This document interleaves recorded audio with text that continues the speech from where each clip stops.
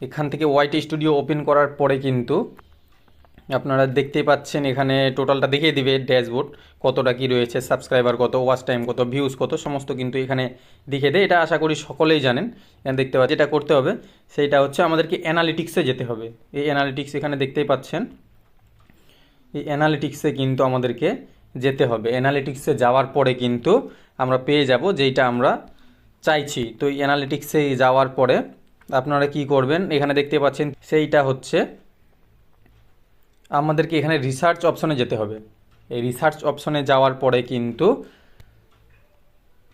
দেখতেই পাচ্ছেন ইউটিউব এখানে কিন্তু নিজে রেকমেন্ড করছে কিছু কিছু ভিডিও। এখানে গেলেই দেখতে পাবেন, এই দেখুন একটা ভিডিও এখানে চলে এসছে, বিগ আপডেট ফর নতুন মনিটাইজেশন। বাংলা হলে আপনারা কিন্তু বাংলাতে অবশ্যই পেয়ে যাবেন, এটা এমন কোনো বিষয় নয়। তারপরে এখানে দেখতে পাচ্ছেন লেখাও রয়েছে যে আপনি কোন বিষয়ে ভিডিও বানালে এখন কিন্তু হাই ভলিউম সার্চে